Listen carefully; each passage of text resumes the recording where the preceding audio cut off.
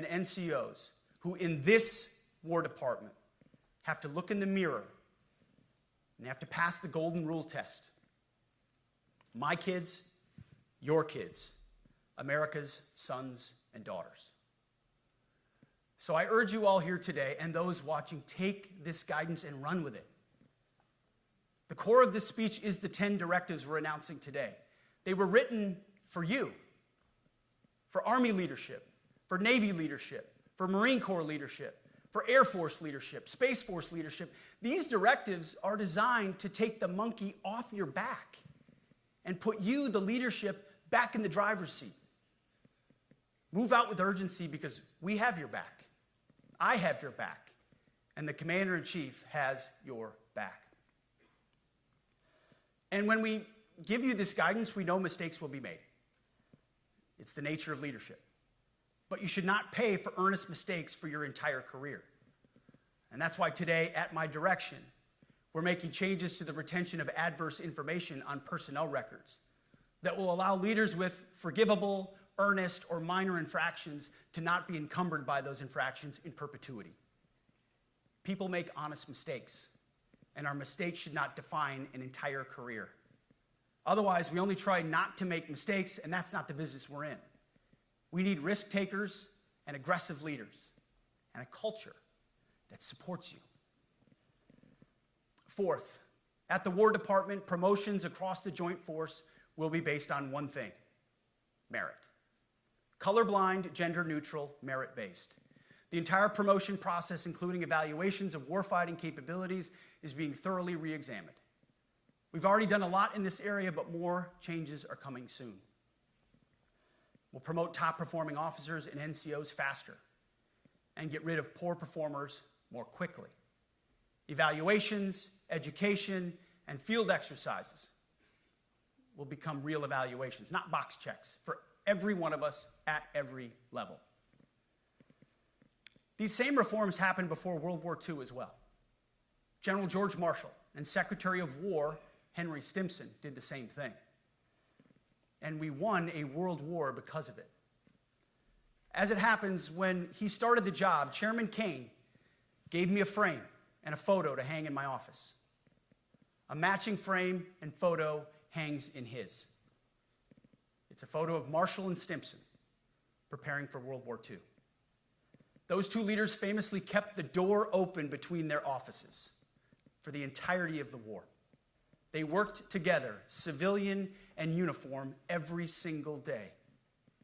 Chairman Kane and I do the same. There is no daylight between us. Our doors are always open. Our job together is to ensure our military is led by the very best, ready to answer the nation's call. Fifth, as you have seen, and the media has obsessed over, I have fired a number of senior officers since taking over. The previous chairman, other members of the Joint Chiefs, combatant commanders, and other commanders. The rationale for me has been straightforward. It's nearly impossible to change a culture with the same people who helped create or even benefited from that culture, even if that culture was created by a previous president and previous secretary. My approach has been simple. When in doubt, assess the situation, follow your gut, and if it's the best for the military, make a change. We all serve at the pleasure of the president every single day. But in many ways, it's not their fault. It's not your fault. As foolish and reckless as the woke department was, those officers were following elected political leadership.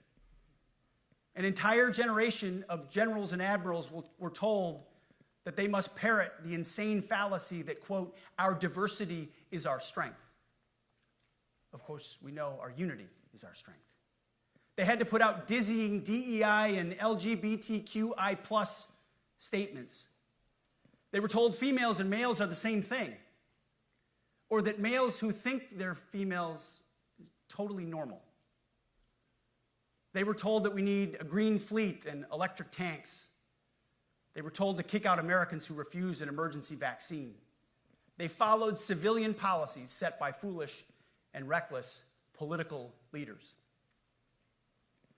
Our job, my job, has been to determine which leaders simply did what they must to answer the prerogatives of civilian leadership, and which leaders are truly invested in the woke department, and therefore incapable of embracing the War Department and executing new lawful orders. That's it. It's that simple. So for the past 8 months, we've gotten a good look under the hood of our officer corps. We've done our best to thoroughly assess the human terrain. We've had to make trade-offs and some difficult decisions. It's more of an art than a science. We have been and will continue to be judicious, but also expeditious. The new compass heading is clear. Out with the Shirellis, the Mackenzies, and the Millies, and in with the Stockdales, the Schwarzkopfs, and the Pattons. More leadership changes will be made, of that I'm certain. Not because we want to, but because we must. Once again, this is life and death. The sooner we have the right people, the sooner we can advance the right policies. Personnel is policy. But I look out at this group, and I see great Americans. Leaders who have given decades to our great republic, at great sacrifice to yourselves and to your families. But if the words I'm speaking today are making your heart sink, then you should do the honorable thing and resign. We would thank you for your service. But I suspect, I know, the overwhelming majority of you feel the opposite. These words make your hearts full. You love the War Department because you love what you do, the profession of arms. You are hereby liberated to be an apolitical, hard-charging, no-nonsense, constitutional leader that you joined the military to be. We need you locked in on the M, not the D, the E, or the I, not the DEI or the DIE of dime. By that I mean the M, military, of the instruments of national power. We have entire departments across the government dedicated to diplomatic, informational, and economic lines of effort. We do the M. Nobody else does. And our GOFOs need to master it in every domain and every scenario. No more distractions, no more political ideologies, no more debris. Now, of course, we're going to disagree at times. We would not be Americans if we didn't. Being a leader in a large organization like ours means having frank conversations and differences of opinion. You will win some arguments, and you will lose some arguments. But when civilian leaders issue lawful orders, we execute. We are professionals in the profession of arms. Our entire constitutional system is predicated upon this understanding. Now, it seems like a small thing, but it's not. This includes as well the behavior of our troops online. To that end, I want to thank and recognize the services for their new proactive social media policies. Use them. Anonymous, online, or keyboard complaining is not worthy of a warrior. It's cowardice masquerading as conscience. Anonymous, unit-level social media pages that trash commanders, demoralize troops, and undermine unit cohesion must not be tolerated. Again, O3s, E6s. Sixth, we must train and we must maintain. Any moment that we are not training on our mission or maintaining our equipment is a moment we are less prepared for preventing or winning the next war. That is why today, at my direction, we are drastically reducing the ridiculous amount of mandatory training that individuals and units must execute. We've already ended the most egregious. Now we're giving you back real time. Less PowerPoint briefings and fewer online courses, more time in the motor pool, and more time on the range. Our job is to make sure you have the money, equipment, weapons, and parts to train and maintain, and then you take it from there. You all know this because it's common sense. The tougher and the higher the standards in our units, the higher the retention rates in those units. Warriors want to be challenged. Troops want to be tested. When you don't train and you don't maintain, you demoralize. And that's when our best people decide to take their talents to the civilian world. The leaders who created the woke department have already driven out too many hard chargers. We reverse that trend right now. There is no world in which high-intensity war exists without pain, agony, and human tragedy. We are in a dangerous line of work. You are in a dangerous line of work. We may lose good people. But let no warrior cry out from the grave, "If only I had been properly trained." We will not lose warfighters because we failed to train or equip them or resource them. Shame on us if we do. Train like your warriors' lives depend on it, because they do. To that point, basic training is being restored to what it should be: scary, tough, and disciplined. We're empowering drill sergeants to instill healthy fear in new recruits, ensuring that future warfighters are forged. Yes, they can shark attack, they can toss bunks, they can swear, and yes, they can put their hands on recruits. This does not mean they can be reckless or violate the law, but they can use tried and true methods to motivate new recruits, to make them the warriors they need to be. Back to basics at basic as well. Of course, and you know this, basic training is not where mission readiness should end. The nature of the evolving threat environment demands that everyone, in every job, must be ready to join the fight if needed. A core credo of the Marine Corps is every Marine a rifleman. It means that everyone, regardless of MOS, is proficient enough to engage an enemy threat at sea, in the air, or in a so-called rear area. We need to ensure that every member of our uniformed military maintains baseline proficiency in basic combat skills, especially because the next war, like the last, will likely not have a rear area. Finally, as President Trump rightly pointed out when he changed the department name, the United States has not won a major theater war since the name was changed to the Department of Defense in 1947. One conflict stands out in stark contrast: the Gulf War. Why? Well, there's a number of reasons, but it was a limited mission with overwhelming force and a clear end state. But why did we execute and win the Gulf War the way we did in 1991? There's two overwhelming reasons. One was President Ronald Reagan's military buildup gave an overwhelming advantage. And two, military and Pentagon leadership had previous formative battlefield experiences. The men who led this department during the Gulf War were mostly combat veterans of the Vietnam War. They said never again to mission creep or nebulous end states. The same holds true today. Our civilian and military leadership is chock full of veterans from Iraq and Afghanistan who say never again to nation building and nebulous end states. This clear-eyed view, all the way in the White House, combined with President Trump's military buildup, postures us for future victories if, and we will, and when we embrace the War Department. And we must. We are preparing every day. We have to be prepared for war, not for defense. We're training warriors, not defenders. We fight wars to win, not to defend. Defense is something you do all the time. It's inherently reactionary and can lead to overuse, overreach, and mission creep. War is something you do sparingly, on our own terms, and with clear aims. We fight to win. We unleash overwhelming and punishing violence on the enemy. We also don't fight with stupid rules of engagement. We untie the hands of our warfighters to intimidate, demoralize, hunt, and kill the enemies of our country. No more politically correct and overbearing rules of engagement. Just common sense, maximum lethality, and authority for warfighters. That's all I ever wanted as a platoon leader. And it's all my E6 squad leaders ever wanted, back to that E6 rule.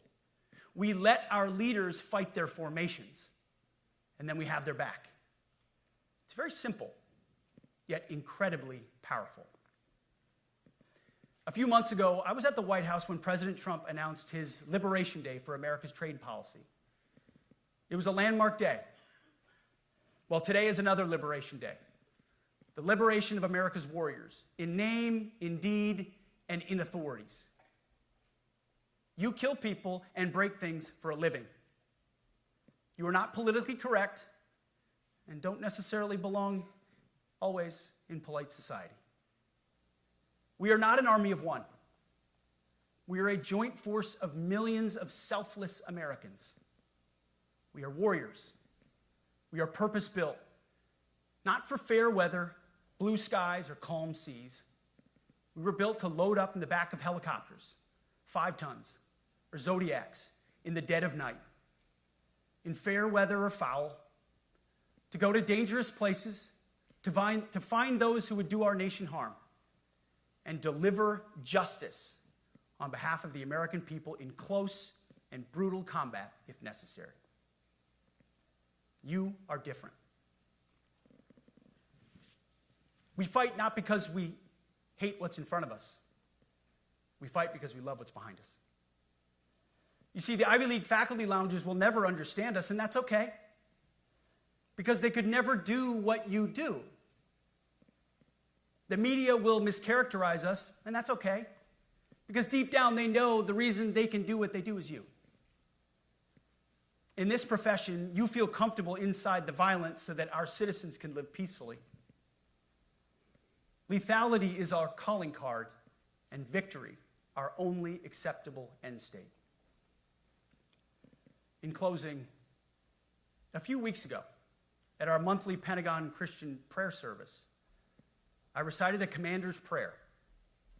It's a simple yet meaningful prayer for wisdom for commanders and leaders. I encourage you to look it up if you've never seen it. But the prayer, it ends like this. And most of all, Lord, please keep my soldiers safe. Lead them, guide them, protect them, watch over them. And as you gave all of yourself for me, help me give all of myself for them. And amen. I have prayed this prayer many times since I've had the privilege of being your secretary. And I will continue to pray this prayer for each of you as you command and lead our nation's finest. Go forth and do good things, hard things. President Trump has your back, and so do I. And you'll hear from him shortly. Move out and draw fire, because we are the War Department. Godspeed. Room, attention.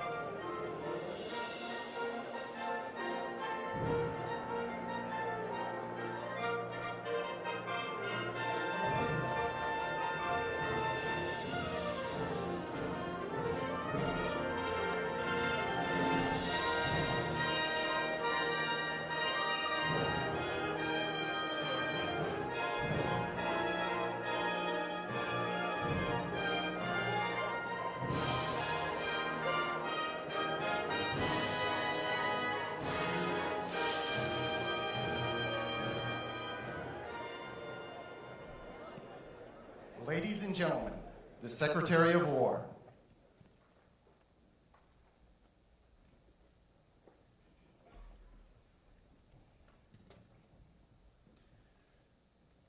Well, you've heard from me, so now it's the main event, our Commander-in-Chief. I have the privilege every single day of watching him put America first, of ensuring that our warfighters have everything they need.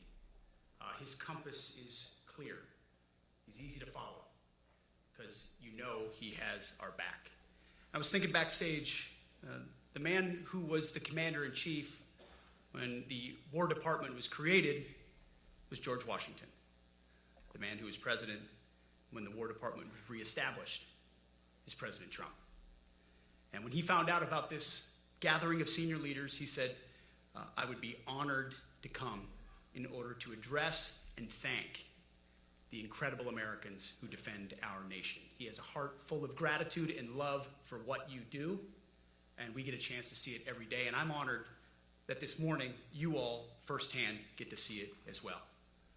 So ladies and gentlemen, join me in welcoming the 45th and 47th President of the United States, our Commander-in-Chief, Donald J. Trump.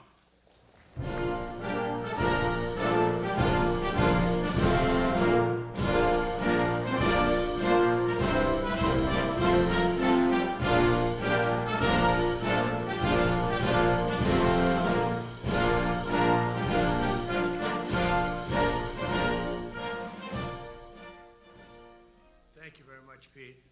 Great job you're doing, too. Fantastic job. I've never walked into a room so silent before. This is very, oh, don't laugh, you're not allowed to do that. You know what, just have a good time. And if you want to applaud, you applaud. And if you want to do anything you want, you can do anything you want. And if you don't like what I'm saying, you can leave the room. Of course, there goes your rank, there goes your future. But you just feel nice and loose, okay, because we're all on the same team. And I was told that, sir, you won't hear a murmur in the room. I said, we got to loosen these guys up a little bit. So you just have a good time. But I want to thank Secretary Hegseth and General Kane, General Raisin Kane for a reason, they call him that.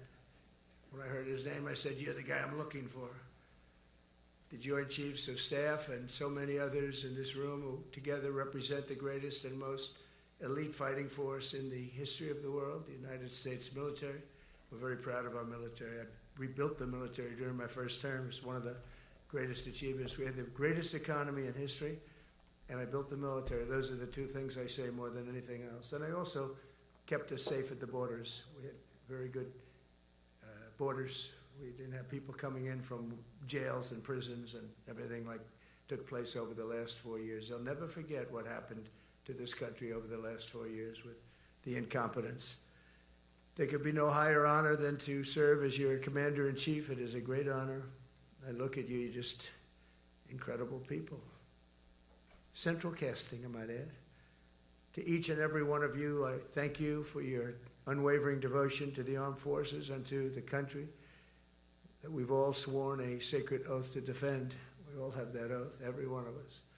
I'm thrilled to be here this morning to address the senior leadership of what is once again known around the world as the Department of War. I know Pete spoke about it. He gave a great speech, I thought. Great speech. I don't want him to get so good. I hate that. You know? No, I hate it. I almost fired him. I said, you can't, I don't want to go on after that. No, he gave a great speech, but he talked about Department of War. We were sitting there. I said, didn't it used to be called the Department of War? And he goes, yes, sir. They changed it like in the early 50s. So we won the First World War. We won the Second World War. We won everything in between and everything before that. We only won. And then we went, in a way, woke. That was probably the first sign of wokeness. And we changed it to defense instead of war. And I said, what do you think? How do you think if we changed it back? Would that be a nice idea? And Pete loved it immediately. Some people thought about it. You know, they gave it a little thought. But in the end, we did it. And I have to be honest, it's so popular. I thought it would be met with fury on the left. But they're sort of giving up, I must be honest with you. They've had it. They've had it with Trump. been after me for so many years now. Here we are. Here we are. Come to the White House anytime you'd like. No, they've given up. They're bad, a lot of bad people. But all over, that's been so popular. It's been very popular. I really thought that we were going to have to sort of fight it through. There's been no fight. There's been no fight. Like what I called the Gulf of America, the Gulf of America, because to me it was always the Gulf of America. I could never understand. We have 92% of the frontage, and for years, actually 350 years, they were there before us. It was called the Gulf of Mexico. I just had this idea. I'm looking at a map. I'm saying, we have most of the frontage. Why is it Gulf of Mexico? Why isn't it the Gulf of America? And I made the change, and it went smoothly. I mean, we had a couple of fake news outlets that refused to make the change. And then one of them, AP, took us to court, and we won. And the judge, who was a somewhat liberal judge, said, the name is the Gulf of America, because AP refused to call it the Gulf of America. They wrote, they're not a good outfit, by the way. They call it the Gulf of Mexico. I said, no, the Gulf of America is the name. And the judge actually said that, in fact, you can't even go into the room because what you're doing is not appropriate. The name is the Gulf of America. Google Maps changed the name. Everybody did, but AP wouldn't, and then we won in court. How about that? Isn't that so cool? The Secretary Hegseth beautifully described the name change reflects far more than the shift in branding. It's really a historic reassertion of our purpose and our identity and our pride. That's when we go with the word war. And you know, we want war because we want to have no wars, but you have to be there, and you know, sometimes you have to do it. I have settled so many wars since we're here. We're here almost 9 months, and I've settled 7, and yesterday we might have settled the biggest of them all, although I don't know, Pakistan, India was very big. Both nuclear powers, I settled that. But yesterday could be the settlement in the Middle East. That hasn't happened for 3,000 years. I said, how long have you been fighting?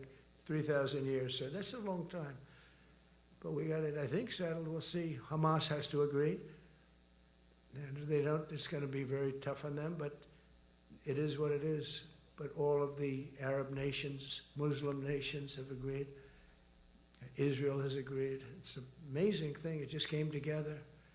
War is very strange, you know. You never know what's going to happen with war. The easiest one of them all is Putin. I said, number one, it's a war that would have never happened if I were president, if the election weren't rigged. If I were president, that war would have never happened. Not even a little chance. And it didn't happen for 4 years. But I knew Putin very well, and I thought that would be easy because I know him so well. Well, that one turned out to be the hardest of them all. We had some that were not settlable, and they all got settled. So if this works out, that we did yesterday with the Middle East, then that's more than a war. That's lots of wars. That's all combined. That's a lot of wars. Many of you were over there in many different capacities in many different countries. That's a big part of the earth. But if that works out, it would be 8+. I could give myself 2 or 3 for that one. And then we just have the one to settle. We have to settle it up with President Putin. And Zelensky, got to get them together and get it done. But the only way we can do that is through strength. I mean, if we were weak, they wouldn't even take my phone call. But we have extreme strength. We had the horror show in Afghanistan, which is really the reason I think that Putin went in. He saw that horror show by Biden and his team of incompetent people. And that showed, I think it gave him a path in. I wasn't there any longer. I watched that, and it was so horrible. I think it was the most embarrassing day in the history of our country. And now we're back. And that's it. We're not going to have any of that crap happen, I can tell you. That was terrible, so terrible. Together we're reawakening the warrior spirit, and this is a spirit that won and built this nation, and from the cavalry that tamed the Great Plains to the ferocious, unyielding power of Patton, Bradley, and the great General Douglas MacArthur. These are all great men. In this effort, we're a team, and so my message to you is very simple. I am with you, I support you, and as president, I have your backs 100%. You'll never see me even waver a little bit. It's the way it is. And that includes our great police officers and firemen and all of these people that are doing so well. Together over the next few years, we're going to make our military stronger, tougher, faster, fiercer, and more powerful than it has ever been before. I rebuilt our nuclear, as you probably know, but we'll upgrade that also and just hope we never have to use it. We have to hope we never have to use it, because the power of that is so incredible. I see things, I don't think they'd show it to you. I really wouldn't want them to show it to you. But when you see the result of what's left, you never want to use that. Never, never, ever. We were a little bit threatened by Russia recently, and I sent a submarine, nuclear submarine, the most lethal weapon ever made. Number one, you can't detect it. There's no way. We're 25 years ahead of Russia and China in submarines. Russia's actually second in submarines. China's third, but they're coming up. They're coming up. They're way lower in nuclear too, but in 5 years they'll be equal. They're coming up. And you don't have to be that good with nuclear. You could have 1/20th what you have now and still do the damage that would be, that'd be so horrendous. But I announced that, based on his mention of nuclear, and it was really a stupid person that works for him mentioned the word nuclear, I moved a submarine or two, I won't say about the two, over to the coast of Russia, just to be careful, because we can't let people throw around that word. I call it the N-word. There are two N-words, and you can't use either of them. You can't use either of them.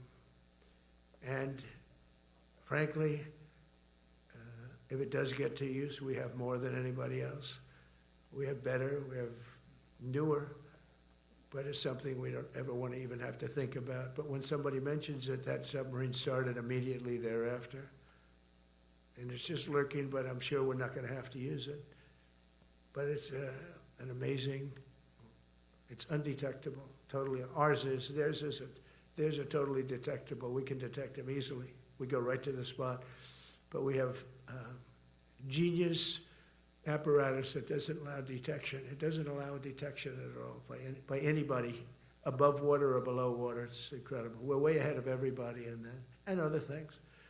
As a result of the exciting renewal of the spirit of our armed forces, and that's what it is. It's really reaching that spirit, unprecedented heights. Over the past 8 months, new enlistments, I'm so proud of this, have surged to record highs, the highest we've ever had. And we used to have recruiting shortages. If you remember, about a year and a half ago, I was at the beginning stage of a campaign, and things came out that you couldn't get people to join the armed forces. And by the way, the police also. Fire department, I always put the fire department in because they're great. They're great. And I got 95% of their vote too, that helps. When you get 95% of their vote, you always have to mention them. But they're great. And they're brave in our inner cities, which we're going to be talking about, because it's a big part of war now. It's a big part of war. But the firemen go up in ladders and you have people shooting at them while they're up in ladders. I don't even know if anybody heard that. And I said, don't talk about it much, but I think you have to. Our firemen are incredible. They're up in one of these ladders that goes way up to the sky, rescuing people, and you have animals shooting at them, shooting bullets at firemen that are way up in death territory. You fall off that ladder, it's over. It's over. They don't even have to inspect you when you hit the ground. And you have people shooting bullets at them in some of these inner cities. We're not going to let that happen. So I always mention the firemen because that's actually a big problem we have. They are unbelievable. Like you, they're unbelievable people. For the first time on record in 2025, the Navy, Air Force, and Space Force all met or surpassed their recruiting goals 3 months early. That never happened before. And the Army did even better. Congratulations, Army. They met everything. And these were the highest standards because we're making it larger. So these were much higher standards than you had 4 years ago, 3 years ago, during the Sleepy Joe Biden era. And the Army did it 4 months early. And you remember, a year and a half ago, they said the big story is that we're way behind with the Army, Air Force, the Navy, the Marines. We're way behind, Coast Guard. And even Space Force. I love Space Force because that was my creation. You know, when you create something, I love it. And the people we put in there were good. I got that right. We put in great people initially, and we've really dominated. We really dominate in that sphere now. We're way behind China and Russia, and now we dominate. Space Force turned out to be a very important thing. I said from the beginning, you know, when Biden came into office, he wanted to terminate it. He said, and this thing called Space Force, so we could get rid of that. And he got hammered by the people in this room for even suggesting it, because it's very important, one of the most important. And as time goes by, it'll get more and more important.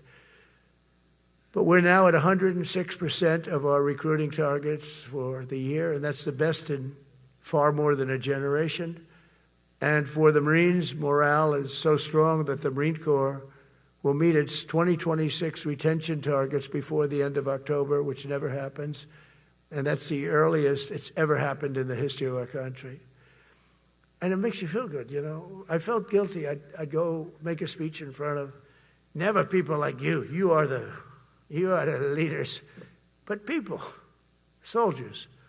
And I felt embarrassed because there'd be stories about, you know, we couldn't fill up our Army, Navy, Air Force. We couldn't fill them up.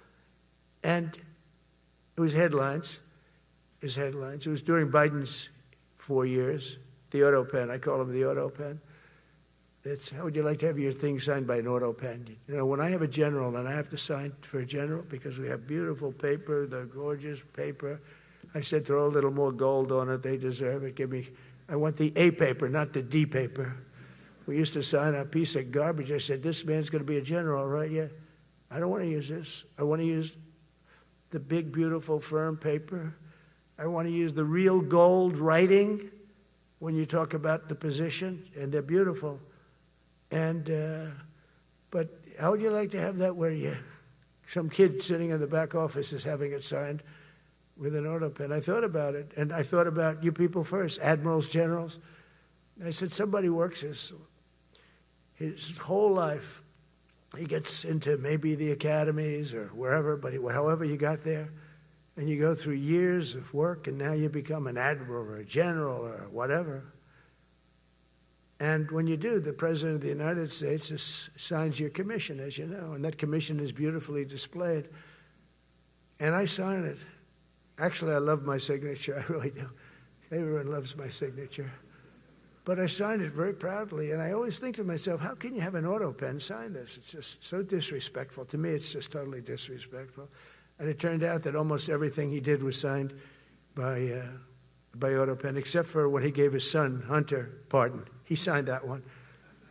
And that's actually the worst signature I've ever seen. That was the bad. The auto pen looks much better. But as leaders, our commitment to every patriot who put on the uniform is to ensure that American military remains the most lethal and dominant on the planet, not merely for a few years, but for the decades and generations to come, for centuries. We must be so strong that no nation will dare challenge us, so powerful that no enemy will dare threaten us, and so capable that no adversary can even think about beating us. And we've had it recently. I had India and Pakistan were going at it, and I called them both. And in this case, I used trade. I'm not going to trade with you. Used to 2 nuclear nations, big nuclear. And no, you cannot do that. I said, yes, I can. You go into this freaking war that I'm hearing about. You know, actually, they just shot down 7 planes. 7 planes. It was starting. There was a lot of bad blood. And I said, you do this, there's not going to be any trade. And I stopped the war. It was raging for 4 days, but that was just the beginning.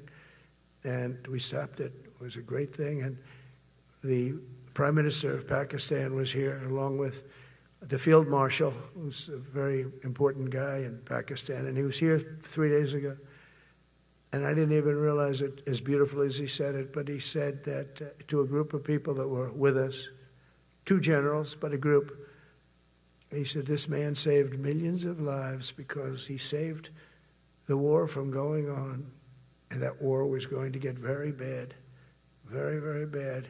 President Trump saved millions and millions of lives. That was a bad war. And I was very honored. I loved the way he said it. Susie Wiles was there. She said that was the most beautiful thing. But we saved a lot of them. Saved a lot of them. Even in Africa, we saved the Congo with Rwanda. They've been fighting for 31 years, 10 million people dead. I got that one done. And very proud of it. So if this works out, we'll have 8 in 8 months. That's pretty good. Nobody's ever done that.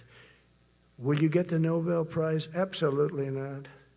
They'll give it to some guy that didn't do a damn thing. They'll give it to a guy that wrote a book about the mind of Donald Trump and what it took to solve the wars. And he'll get the Nobel Prize will go to a writer. No, but well, let's see what happens. But it's be a big insult to our country. I will tell you that. I don't want it. I want the country to get it. It should get it because there's never been anything like it. Think of it. So if this happens, I think it will. I don't say that lightly because I know more about deals than anybody. This is what my whole life was based on. And they can change, and this can certainly change. But we have just about everybody. We have one signature that we need, and that signature will pay in hell if they don't sign. I hope they sign for their own good and we create something really great. But to have done 8 of them is just like such an honor. And then we have Putin and Zelensky. The easiest one of them all. I said, that one I'll get done. I thought that was going to be first. The others were much harder, some of them. Azerbaijan this was going on for 36 years. They said, it's not solvable, sir. You don't do it. I said, I will do it. I will do it. And I got on the phone with the 2 countries. They were great. They were great. I knew immediately. I knew as soon as I started talking to them, we're going to solve that war. We did. Now they're so happy. Now they're friends. One said he's been president for 32 years, 22 years. He said, for 22 years, I did nothing but kill his people. They were in the room together at the Oval Office. And they started off spread like this. I have the beautiful Resolute desk. And one was here, and one was here. You couldn't get further away. That's the furthest I've ever seen 2 people in front of me. And as the hour went by, they got closer, closer, closer. And at the end of the hour, we had it done. And they hugged and hugged and hugged. And I said, that's so nice, and you're going to remain friends. And I spoke to them, one of them the other day. He said, no, he's now my friend. But for 22 years, he's been the head of Azerbaijan for 22 years. And the other guy, great guy too, 7. And you know that war, that was a war that was not solvable. He said for 7 years. The other one said for 22 years. All I did was kill his people. That's all I've done. I said, well, we're going to put a stop to that. So we solved that. So it's a great thing. It's a great feeling. You're saving Kosovo and Serbia. You're saving so many lives doing this if you can do it. But our people deserve nothing less than the very best, and we're never going to let them down. And if we can solve wars instead of you having to fight wars, wouldn't that be wonderful, right? Wouldn't that be wonderful? That's why one of the first executive orders I signed upon taking office was to restore the principle of merit. That's the most important word, other than the word tariff. I love tariffs. Most beautiful word. But I'm not allowed to say that anymore. I said tariff is my favorite word. I love the word tariff. We're becoming rich as hell. We have a big case in front of the Supreme Court, but I can't imagine. Because this is what other nations have done to us. And we have, great legal grounds and all, but you still have a case. It would be very bad if something happened. But I said, my favorite word in the English dictionary is the word tariff. And people thought that was strange. And the fake news came over and they really hit me hard on it. They said, what about love? What about religion? What about God? What about wife, family? I got killed when I said tariff is my favorite word. So I changed it. It's now my 5th favorite word. And I'm okay with that. I'm okay with that. But they hit me hard. But it is. I mean, when you look at, we've taken in trillions of dollars. We're rich again. And there'll never be, when we finish this out, there'll never be any wealth like what we have. Other countries were taking advantage of us for years and years. You know that better than anybody. And now we're treating them fairly. But the money coming in is, we've never seen anything like it. The other day they had $31 billion that they found, $31 billion. So we found $31 billion and we're not sure from where it came.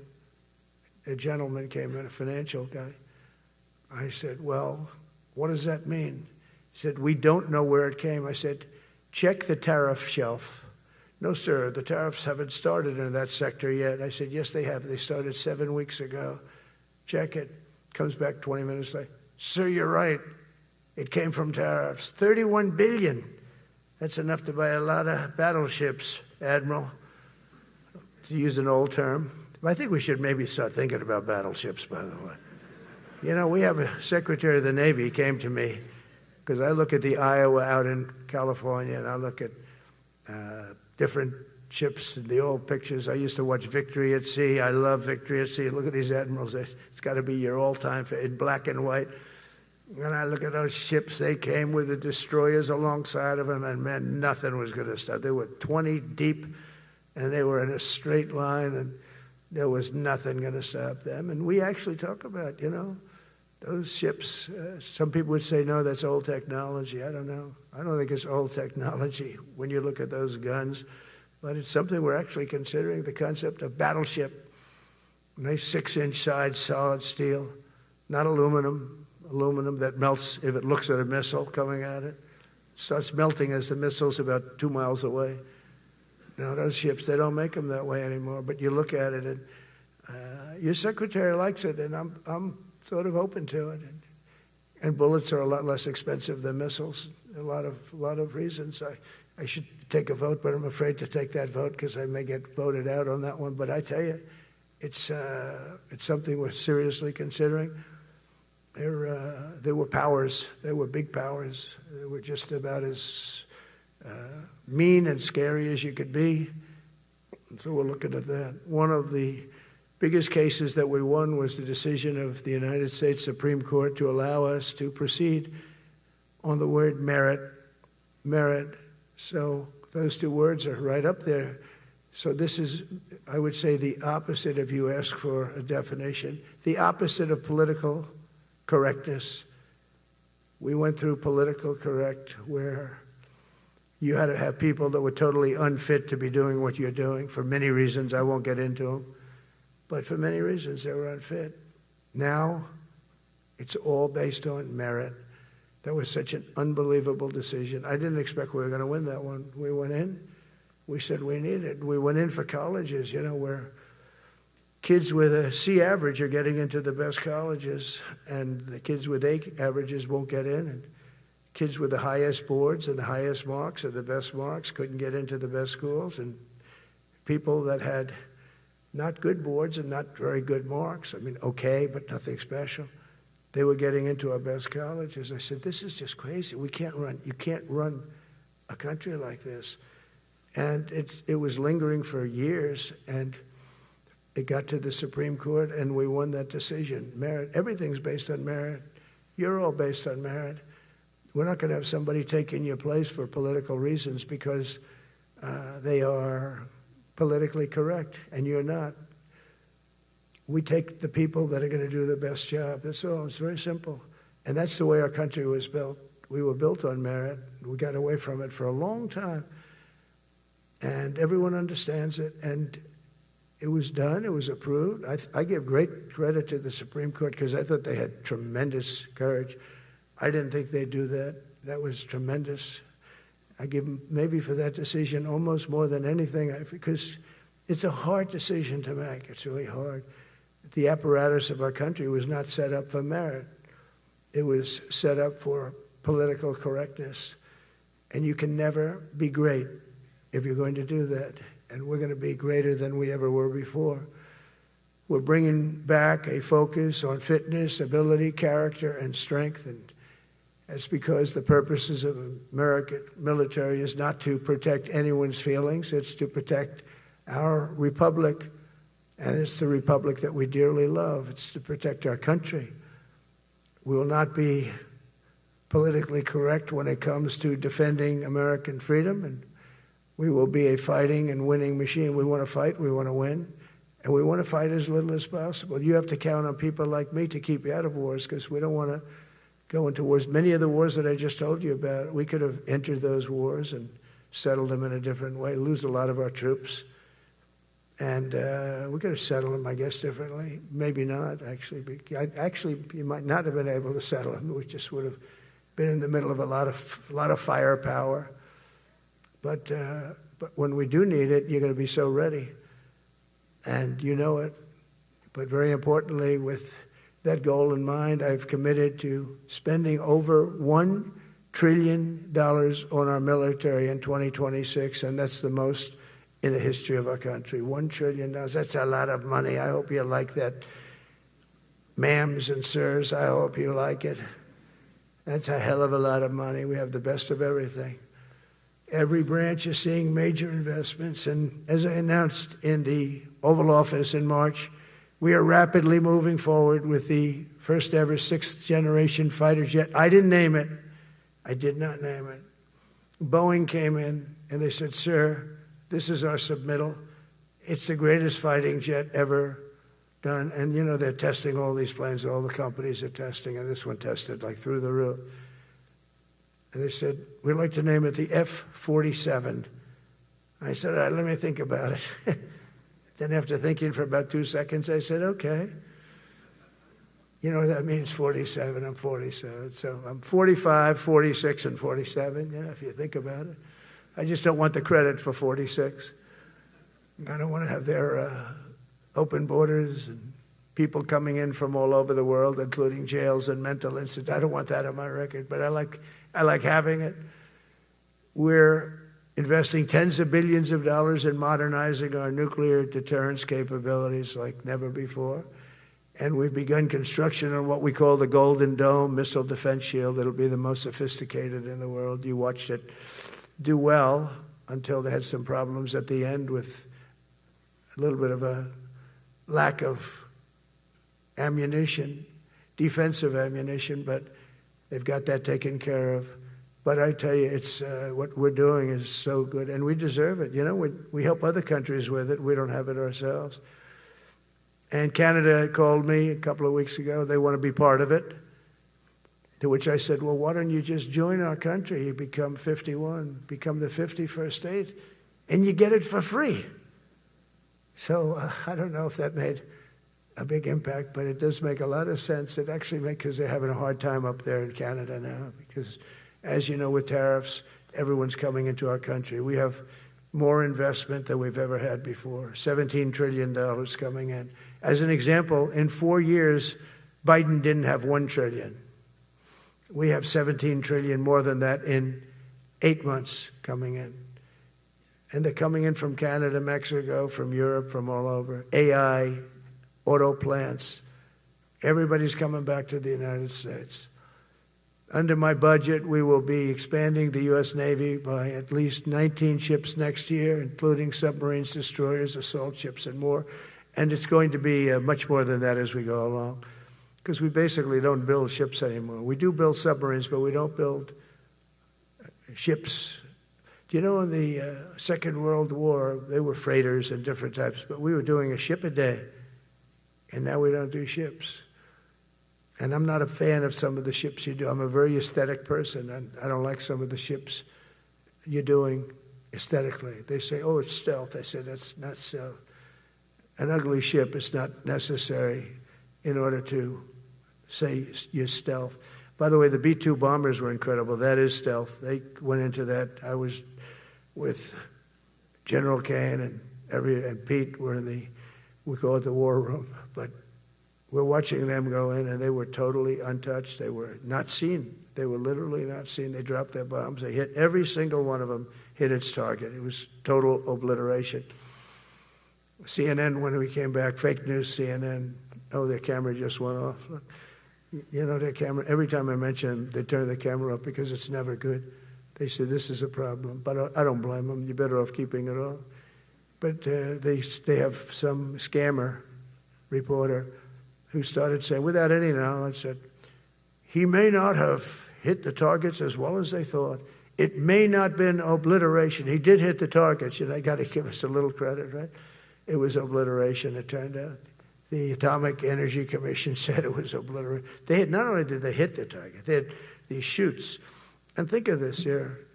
Way up in the sky, there was no moon. It was dead dark. Couldn't see a thing. You couldn't see them. But they had, I guess, a beam going right into these chutes. Every single one of those bombs went right down those chutes into a granite mountain. I think it's the last time they're going to build air chutes. They had these air chutes that were nice, beautiful. They were meant for us. But it was total obliteration. And now they give us credit for that. But these people were phenomenal. I tell you, for the Air Force people here, you can be very proud. That B-2, we just ordered a lot of new ones and updated ones, but I'd take the other ones. Let me tell you, they couldn't have worked any better. So they flew for 37 hours total, back and forth, no stops, no nothing. We had 52 tankers loading them up, and that's a job I wouldn't necessarily want too much, flying a tanker, loaded up with hundreds of thousands of gallons of fuel. I don't know if I'd do that job. I asked the question, what happens if it gets hit? Sir, you don't want to know about that, right? I don't want to know about that. But those guys, they just hear us. They're incredible. I had them all to the Oval Office. We had the B-2 pilots and a lot of the people, even the people that took care of them, the maintenance people, just as important. We had them all to the White House, gave them a big party on the lawn, brought some of them into the Oval Office. But on top of all this, we'll deliver a hard-earned pay raise of 3.8% to every soldier, sailor, airman, Coast Guardsman, Space Guardman, and Marine, something you weren't getting from the past administration. They did not treat you with respect. They're Democrats. They never do. Not only are we rebuilding our great strength, but for the first time in years, my administration is actually using that strength to defend the core and vital interests of America. And very simply, we are putting America first. And I have since I've been elected. I've always put America first. It's sort of simple, you know, when you think. My campaign was run on common sense, and we did great. We got the highest numbers ever received in terms of districts. You know, they have it broken up, 2,500 versus 525. We won every swing state. We won the popular vote. We won everything. We won everything. You have to take a look at the map. It's almost entirely red, except there's a little blue line on each coast, and I think that's going to disappear too. We did really great, and part of it is because of our success with the military, the rebuilding of the military, the vote that I got from the military, and they're vicious people, you know, that we have to fight, just like you have to fight vicious people. Mine are a different kind of vicious, but they spread all these horrible, you know, they made up statements and said what I said about everything, but even about the military. But fortunately, the military didn't believe it. It's hard. You know, they make up a statement and they said, you say it. We had 25 people that said he never said that. 25. We had 25 affidavits. And they said, well, we're going with it anyway. You know, these sleazebags. And that's why the press is really losing all power, because people aren't believing it. We need an honest press. We need borders. We need borders. We need an honest press. We need fair elections. I mean, those three things. And we don't have an honest press. We have a really corrupt press. But we fight through the corrupt press. And the people understand you have to do this stuff a lot. You have to go on television a lot because you can't get a fair shake if you're going to rely on somebody else. They don't understand. They've destroyed the image of media now is at the lowest point it's ever been. It's lower than Congress. Can you believe that? It's something. But together with many of you in the room, we've brought back the fundamental principle that defending the homeland is the military's first and most important priority. That's what it is. Only in recent decades did politicians somehow come to believe that our job is to police the far reaches of Kenya and Somalia, while America is under invasion from within. We're under invasion from within.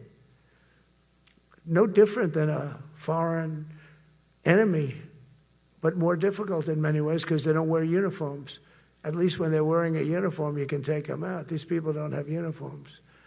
But we are under invasion from within. We're stopping it very quickly. After spending trillions of dollars defending the borders of foreign countries, with your help, we're defending the borders of our country from now on. We're not going to let this happen. Biden let people come in from prisons, mental institutions, drug dealers, murderers. You know, we had 11,488 murderers allowed into our country by this guy who had no clue. He had no clue. He shouldn't have been there in the first place, but he had no clue. The people that ran the office, the White House, were people that surrounded him, radical left lunatics that are brilliant people, but dumb as hell when it came to policy and common sense. And they allowed people from all over the world, from the Congo. They opened up prisons in the Congo. They came into our country totally unmatched, unvetted, unchecked. And from all over, South America, not just South America. You know, you think South America, no, but from all over. A lot came in from Venezuela. Venezuela emptied its prison population into our country. That's why they have Tren de Aragua, one of the worst gangs ever. But we took care of them. We took good, strong care of them. And I just want to thank the National Guard in Washington, D.C. It's embarrassing to say this. Now I can say it because we solved it. But Washington, D.C. was the most unsafe, most dangerous city in the United States of America. And to a large extent, beyond. And beyond that. You go to Afghanistan, they didn't have anything like that. You go to countries that you would think there's problems, they didn't have that. And now Washington, D.C., after 12 days of serious, serious intensity, we took out 1,700 career criminals. If you have 5 career criminals, they can make your numbers look very bad because they'll commit many crimes a day. But we took out 1,700, and they took them out. There was no doubt who the boss was. They did an unbelievable job. Then they started even cleaning. I said, I don't want them doing that, sir. They were cleaning it up. I drove through it 2 days ago. It was beautiful. People are walking down the street holding hands, man and wife, coming from Iowa. They're not worried about being shot. Washington, D.C. is now a safe city. In fact, I went out to dinner with my crew. I haven't done that. In theory, I wouldn't do it. And I felt totally safe. And nobody's been attacked. Nobody's been hurt. Washington, D.C. went from our most unsafe city to just about our safest city in a period of a month. We had it under control in 12 days, but give us another 15, 16 days. It's perfect. And people other than politicians that look bad, they think, the Democrats run most of the cities that are in bad shape. We have many cities in great shape too, by the way. I want you to know that. But it seems that the ones that are run by the radical left Democrats, what they've done to San Francisco, Chicago, New York, Los Angeles, they're very unsafe places. And we're going to straighten them out one by one. And this is going to be a major part for some of the people in this room. That's a war too. It's a war from within. Controlling the physical territory of our border is essential to national security. We can't let these people in. We had no people enter in the last 4 months. 0. Even I can't believe that. We had millions coming in, pouring in. 25 million all told. And of those 25 million, many of them should never be in our country. They would take their worst people and their people from prisons and jail, and they'd put them in a caravan and they'd walk up. CNN was interviewing one person. Oh, why are you coming? I want freedom. Good. Were you in jail? Yes. For what? Murder. He said, you had to see this anchor, a young woman. She's like, I couldn't believe. She'll probably lose her job. But because the left doesn't want to hear that. But we're running it based on common sense and based on love of our country. But I want to salute every service member who has helped us carry out this critical mission. It's really a very important mission. And I told Pete, we should use some of these dangerous cities as training grounds for our military, National Guard, but military. Because we're going into Chicago very soon. That's a big city with an incompetent governor, stupid governor, stupid. They threw him out of his family business. He was so stupid. I know the family. He becomes governor. He's got money. Not money that he made, but he ran for governor, he won, and now he criticizes us all the time. And last week they had 11 people murdered, 44 people shot. The week before that they had 5 people murdered, 28 people shot. Every weekend they lose 5, 6. If they lose 5, they're considering it a great week. They shouldn't lose any. You shouldn't lose any. This is civilization. And he's always up there saying, we're in very good shape. We don't need the military. No, they need the military desperately. How about Portland? Portland, Oregon, where it looks like a war zone. And I get a call from the liberal governor. Sir, please don't come in. We don't need you. I said, well, unless they're playing false tapes, this looked like World War II. Your place is burning down. I mean, you must be kidding. Sir, we have it under control. I said, you don't have it under control, Governor, but I'll check it, and I'll call you back. I called her back. I said, this place is a nightmare. It's certainly not the biggest, but it's one of the worst. It's brutal. They go after our ICE people, who are great patriots and tough job too, but they love it. They love it because they're cleaning up our country. And so you look at some of the things where they took over parts of Seattle. They actually took over a big percentage of Seattle. Think of that. You remember that. That was a while ago. And I sent in the troops, and they were gone. As soon as I sent them in, when we send in the troops, if you have a real leader that says you got to do what you have to do, I put that out the other day. You got to do what you got to do because we don't want our people hurt as they stand by. I was watching during Biden, there were troops standing up like this, brave, standing up at attention, the way I should stand all the time. And I'm like this, and people are standing, and their mouth is this far away from their mouth, and they're spitting at them, and they're screaming at them. And that soldier standing there, he wants to knock the hell out of the person, but he's not allowed to do anything. So they just stand there, and they get abused, and a woman was this far away from his face, and she starts spitting in his face, and he's not allowed to do anything. If it's okay with you, generals and admirals, I've taken that off. I say, they spit, we hit. Is that okay? I think so. They spit, it's a new thing. They spit, we hit. How about the cars, where the cars are coming out? They get brand new cars, Border Patrol, ICE, beautiful, nice new cars. And they're driving along, and they have to go through a gauntlet of rocks being thrown at the car. So here's this beautiful brand new car. By the time it goes 100 yards, it's destroyed. These guys have pretty good arms, some of them. And they're throwing bricks at full force into the window and into the car. It looks like it's a war zone. And I said, never let that happen again. From now on, if that ever happens, and I say it here, you get out of that car and you can do whatever the hell you want to do. Because those people are you can die from that. Those bricks go through the windows. You can die. They'd like it to. They'd like it to go through the window. But this was a couple of months ago. They just kept driving, and bricks are hitting the car. And I said, why aren't they stopping?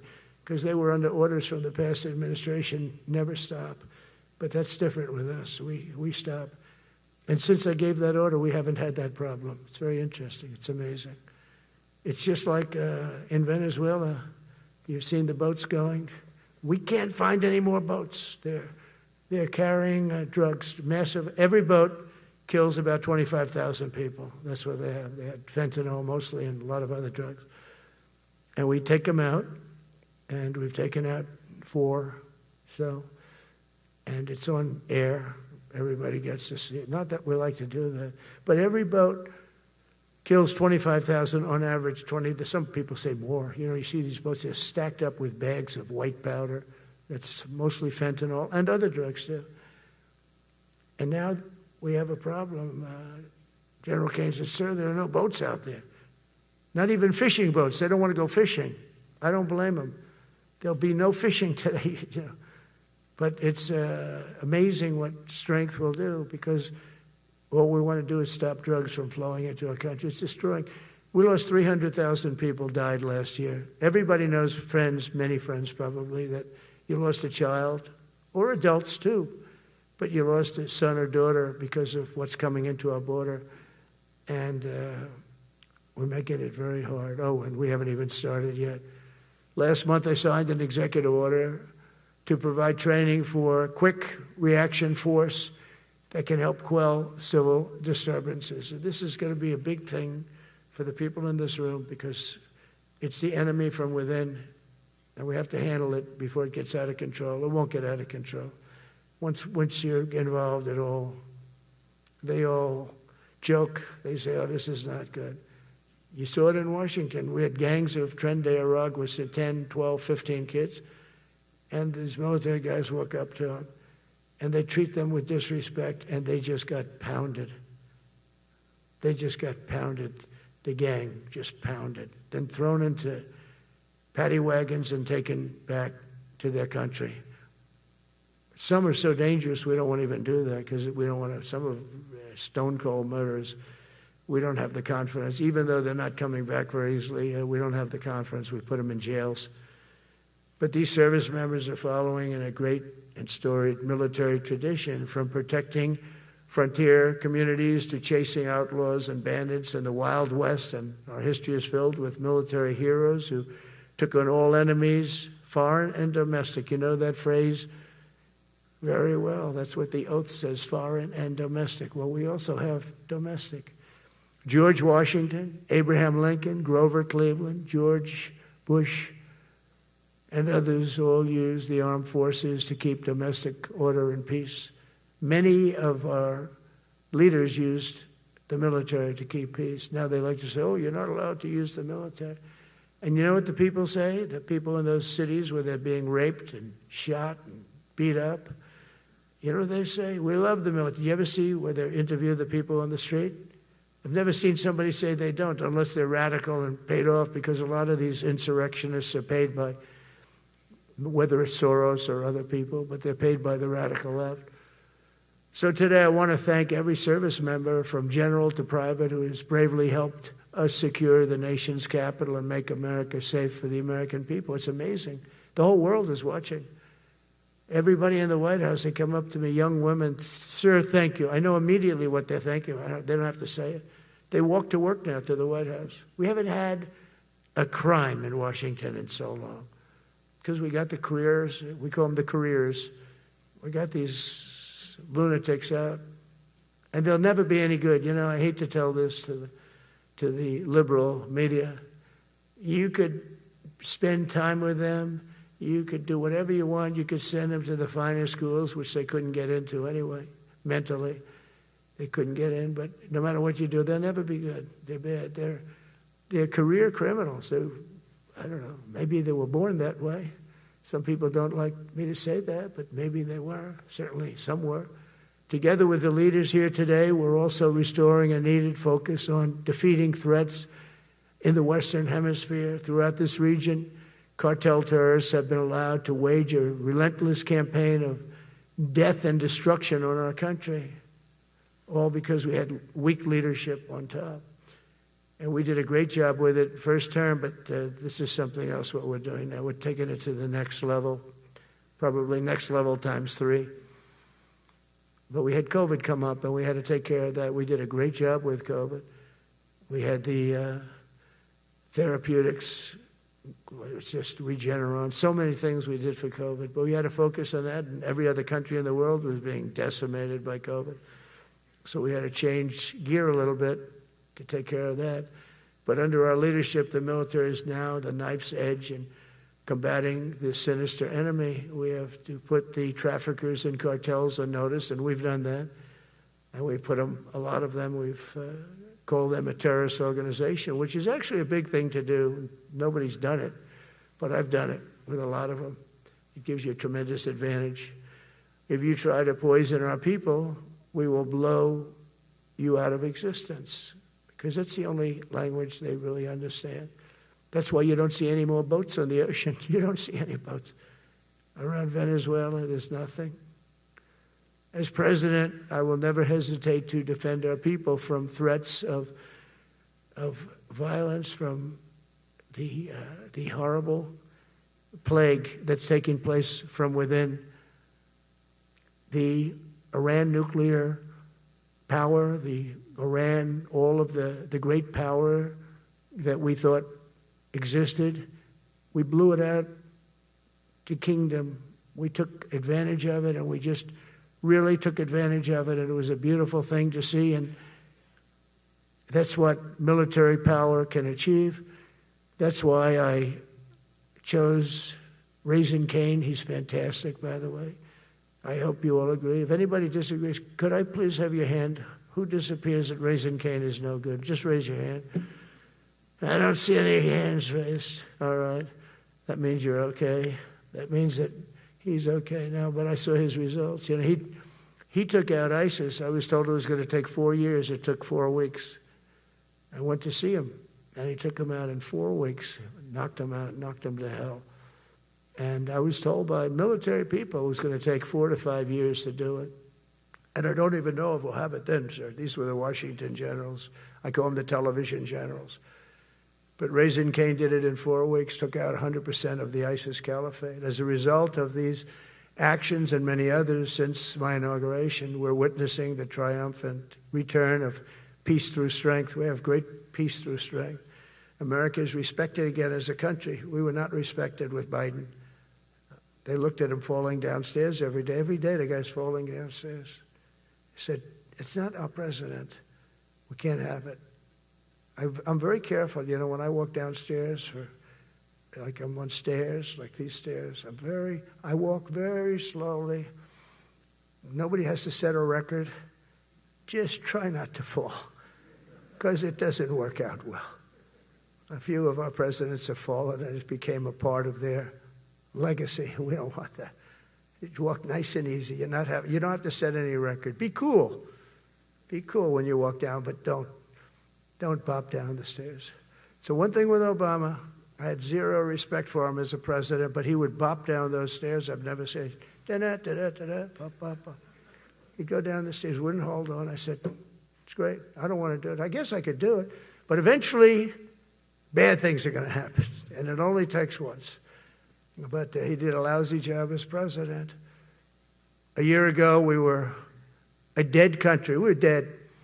This country was going to hell. We were dead in every way, from immigration to military. We didn't have the weapons. We were given everything to Ukraine. We had nothing. And by the way, I have to tell you, now, as you know, I went over and I met with NATO, and NATO raised from 2 to 5, which everyone said 5% of GDP. Millions and now trillions of dollars are pouring in. They didn't pay the 2% because they know we were there to pay it. And now they paid the 5%. That's trillions of dollars. And we're not spending any money on that war, not 10 cents. We sell our equipment to NATO. NATO pays us for the equipment, and they give it to Ukraine or whoever they give it to. They can keep it, but we're not involved. We have no money going out. Biden gave $350 billion. Not sustainable. $350 billion. And we have a war that should have never started. But we're not doing that anymore. So I just want you to know we're selling equipment. Our people are buying equipment. They are buying the equipment at full price, a fair price. So I don't want to say we're making money, because I don't want to be making money on a war. It's too many people dying. They're losing 7,000 soldiers a week. A lot of them are Russian soldiers, but between the two countries, mostly soldiers, by the way.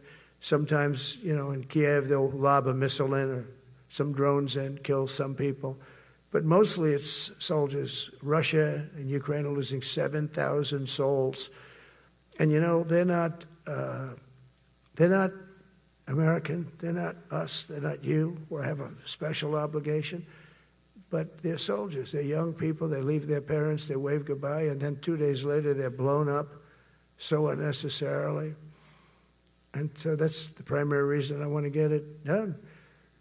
We got to get it done. It's crazy what's going on. That's the worst war that there's been since World War II. The number of soldiers that are being killed there is just crazy.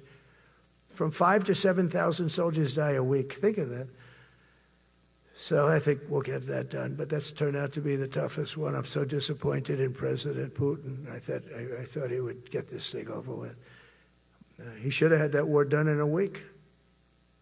And I said to him, you don't look good. You're 4 years fighting a war that should have taken a week. Are you a paper tiger? And it's a shame, but I think eventually we'll get that one done, just like in theory, I want to knock on wood, because you never know. It's like we're going to have the Middle East done, which is actually a much harder thing to do. I mean, thousands of years, but we have to get that war done. So now just think of it, we're a dead country. I was with the King of Saudi Arabia, a great guy. I was with the Emir of Qatar. I was with the great leadership of UAE. I was over there. We brought back $2 trillion and more. They ordered 200 planes, Boeings. They ordered so much, and they were great. But they all said essentially the same thing. They said, 1 year ago, you were a dead country, and now you're the hottest country anywhere in the world. We're the hottest country in the world right now. The absolute hottest country in the world. There's nobody even close. Putin said that to me. We met in Alaska, had a good meeting. Then he went back and started sending drones into Kiev. I said, I thought we had a good meeting. But it's one of those things. But we were a dead country a year ago, and now we're the hottest country anywhere in the world. Think of that. You can be proud of that. And you must have felt like hell when you have a wife or a husband at home, and you used to read the numbers that we can't get people to join the Army, Navy, Air Force, Marines, Coast Guard. You must have felt like, I have a job that nobody wants. That doesn't feel good. Well, now you have a job that is brimming over with people wanting it. They want it. And you're able to get a much higher quality because now you have your choice. You want so many. And we're going to have many, many people that aren't going to be able to join because of the fact that we don't need them at this moment. But think of it, what a difference that is from, I could just imagine 2 years ago, you're reading front page articles in the New York Times, of course, and Wall Street Journal. They always give us unfair stories. But they played it so big. They were playing it so big. Nobody wants to join the Army, the Marines, the Air Force. They don't want to join. They don't want to join the Coast Guard at all. Nobody wants to join. Nobody wants to join our police forces. Our police forces also. It's almost went hand in hand. And I used to say, boy, I'm speaking in front of the military today, and it's embarrassing because I'm speaking in front of people who have a job that other people don't want, but now you have a job that everybody wants. So I think that has to make you feel good. It's one of the reasons I love being here today, because I wanted to say that. I have to say that. Everybody wants to be in the Army, the Navy, the Air Force, the Marines. If you think the Coast Guard and Space Force, our beautiful Space Force, it's a whole different world. And now they're signing up, by the way, seriously big numbers for the police. Dangerous job, isn't it? Huh? Fire department. But that's the paving the way for progress once thought almost impossible. I mean, a year ago, you wouldn't have thought that was possible. A year ago, they were talking about making the military smaller because they can't get the people to join. We're thinking about making it larger because we have so many people. And it's nice to be able to cut people because of merit that aren't really qualified for any reason, a physical reason, a mental reason. You don't have to take them anymore because you have the pick of the litter. And they all want to be with you. They all want your job. They want to be with you. They want to work with you. They'll even take your job, Got to be a little bit sharp. You got to watch it. But everybody wants to be doing what you're doing now. What a difference. When I speak to you, and I can say that as opposed to a couple of years ago when I was talking to rooms where they were desperate to get people and they couldn't get them.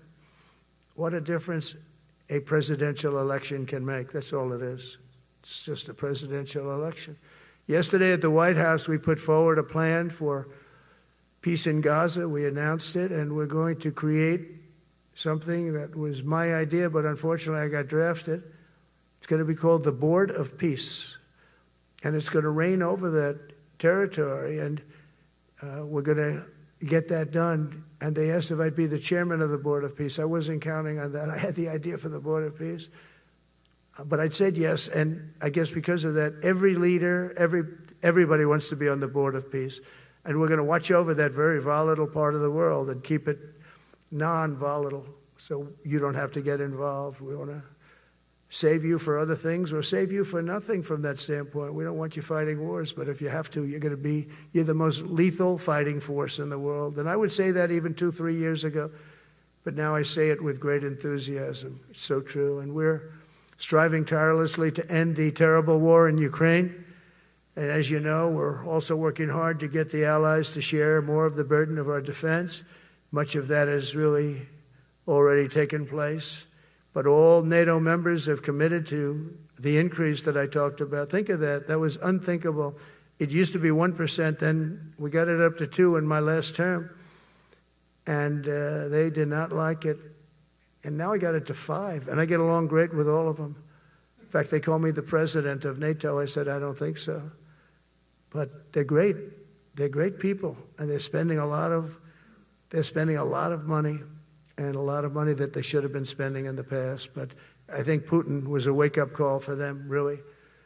We're now selling large quantities of American-made weapons to NATO, and we're getting really fair pricing. We're making a lot of money. It's my hope that from Europe to Asia to the Middle East, our allies will make similar commitments to increase their military capabilities. And this will greatly strengthen our alliances, and also it will make war far less likely. You know, if you're a strong presence like we are such a strong presence now. And I go around bragging about that. I said, we have the strongest military anywhere in the world. I say it. You never heard Biden say that. You never heard him say anything. But you never heard him say, did you ever hear him say, we have the strongest military? He doesn't say that. I say it. We have the strongest military anywhere in the world. We have great leadership. And I'll tell you, Pete and General Kane, and all of the people that I've met that have been lifted up in rank. And we got many of them out of here, too. I'll be honest with you. Didn't like doing it, but we got many of you out of here because we weren't satisfied. We know everything about everybody. It'll also help the United States rapidly rebuild our defense industrial base. Each of you can play an important part in getting allies to do their part. So to that end, Secretary Hegseth will soon be announcing major reforms to streamline military acquisitions and expedite foreign military sales. We have tremendous numbers of countries that want to buy our equipment, and, you know, in many cases it takes too long. We're backlogged on all the equipment, which is something that's new to us a little bit. And I told those companies, you better get your ass going because we're selling you a lot of equipment. We're getting countries to buy your equipment. You got to produce the equipment. Some of the countries, I'm not going to mention, but some of the countries are buying a lot. And that's a good thing. They're on our side 95%. I'll never say 100% because they can always turn, right? You know about that. But they're on our side. The problem is we have to get the companies that make this equipment, and we make the best equipment in the world, but they got to make it faster. We have orders for the F-35. We have orders for everything. The new F-47. We have orders for everything. They got to make it faster, a lot faster. Ammunition they have to make faster.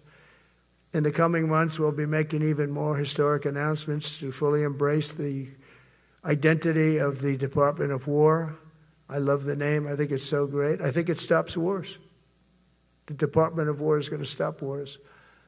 If we are as ruthless and relentless as our enemies, the United States Armed Forces will be totally unmatched in the future. We have a group of enemies that are very ruthless and very smart, but they can't match us. They can't match us. They don't even come close to matching us.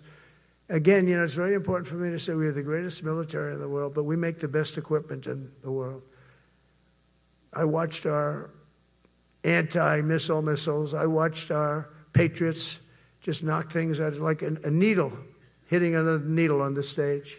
There's a needle up there, and you send another needle up, and it hits it every time.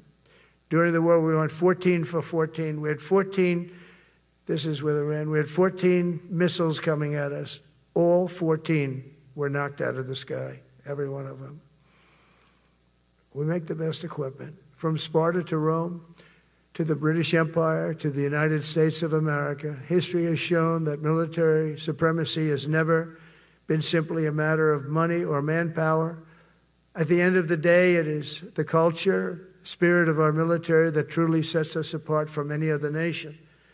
Our ultimate strength will always come from the fierce people, and those brilliant people with such pride, and the unbending will and the traditions of excellence that have made us the most unstoppable force ever to walk the face of the earth. And that's what we are.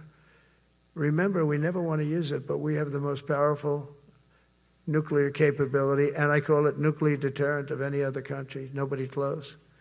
The men and women in this room inherit the legacy built and won by Washington and Jackson, Grant and Pershing, Eisenhower and Patton, Nimitz and LeMay. We carry forward the majestic military heritage passed down from father to son, soldier to soldier, and one generation of warriors to the next. You are warriors, you know that, right? You're great warriors. Well, you wouldn't be in this room. You're the best of the best. From Concord Bridge to Fort McHenry, from Gettysburg to Manila Bay, from Normandy to Sicily, and from the jungles of Vietnam to the dusty streets of Baghdad, America's military has charged into hellfire, climbed up jagged mountains, crossed roaring oceans, and thundered across open deserts to defend our flag, our freedom, and our homeland. Nobody does it like you. Now we are discovering American muscle, reasserting American might, and beginning the next story chapter in American military legends and lore. That's L-O-R-E. It is lore. When it comes to defending our way of life, nothing will slow us. No enemy will stop us. They cannot stop us. And no adversary will stand in our way. They won't stand in our way. We don't want them to stand in our way. We don't want to even put them in that position, but they're not going to stand in our way ever again. You'll never see 4 years like we had with Biden and that group of incompetent people that ran this country that should have never been there. Because we are the United States military, the best, the boldest, the bravest that the world has ever seen, that the world has ever known. With leaders like we have right here in this beautiful room today, we will vanquish every danger and crush every threat to our freedom in every generation to come, because we will fight, fight, fight, and we will win, win, win. I want to just thank you once again, and God bless the United States military, and God bless America. God bless you all. Thank you very much. Thank you.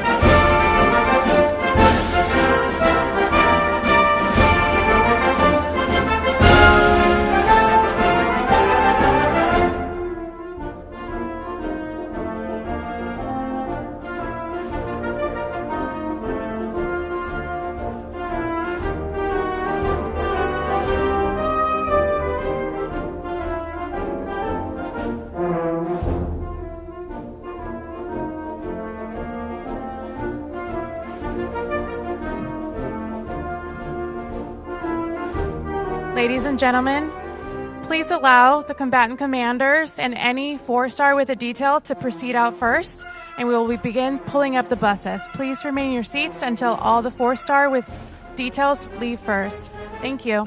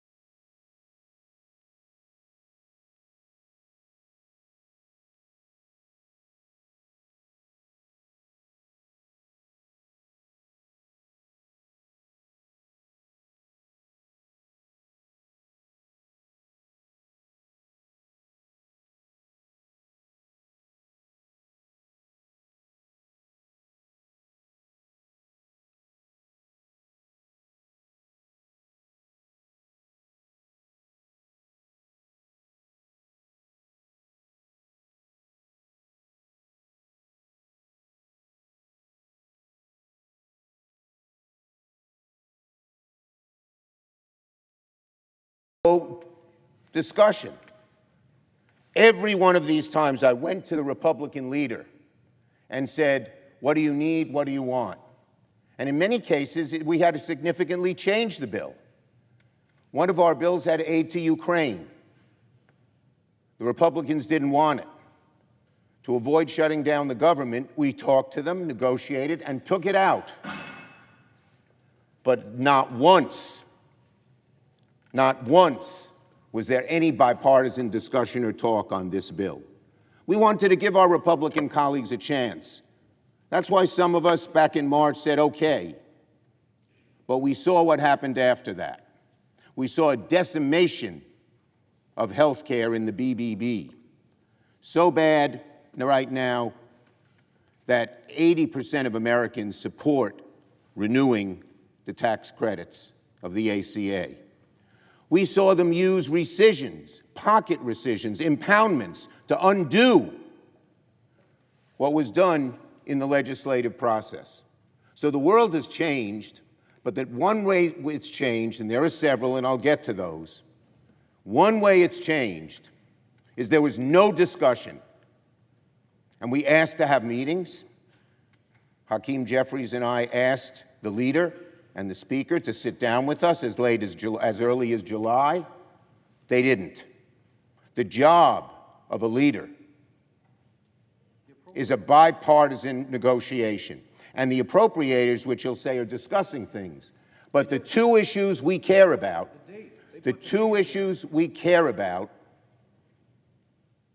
extending the ACA credits, broadly popular with the American people, so they don't want to talk about it, they want to change the subject, and ending these rescissions and impoundments, which would undo what we would do. The four appropriators, when they got down and discussed it, they said that should be for the four leaders to discuss. That's what Thune said. That's what Cole said, the Republican head of appropriations in the House. That's what Collins said. That's what Murray said. That's what DeLauro said. They did not discuss it with us at all. So to say the appropriations process is working is wrong. It's not working. It's not working because the leaders wouldn't discuss it with us, as we discussed with Republicans on every single one of these, what should be in the bill and add to the bill. Please. So the senator from New York, the way that we've done it, and it's a different business model than the one he used, we actually have the Appropriations Committee sit down. And the date that they came up with, November 21st, was agreed upon by the House and Senate appropriators, Republican and Democrat. Would the speaker yield? Would the leader yield? I will. And the Ukraine issue you're talking about wasn't a CR. That was an entirely different issue. So don't throw that into this mix. It was not. But it was what not we're an talking entirely about, different the issue. Democrat leader and his colleagues have the same leverage on November the 21st. This is a short-term CR. This is what we do all the time around here, as witnessed by the chart that you're just using there.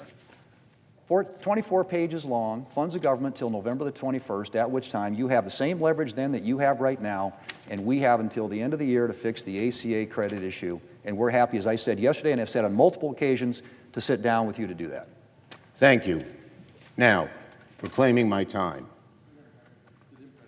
Nice. They did not agree to the bills that the leader is talking about because they said explicitly, Democrat and Republican, there are two issues they can't resolve: impoundments and rescissions, and ACA tax credits in health care. And they all agreed, the four of them, that they couldn't agree to a bill until the leaders discussed it with us. We asked the leaders to discuss it with us in July, in the middle of August.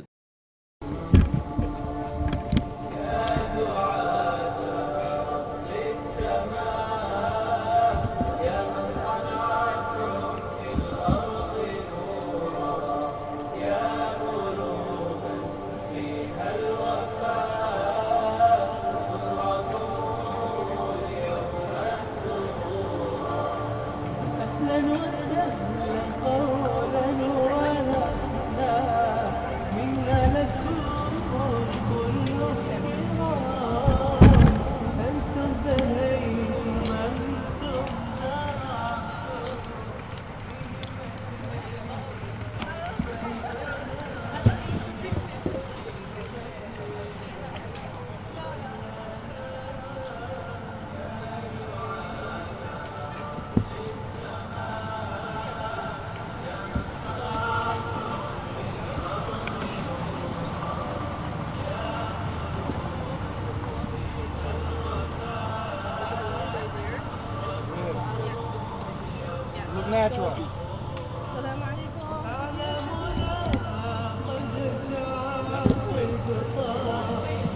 Italian food.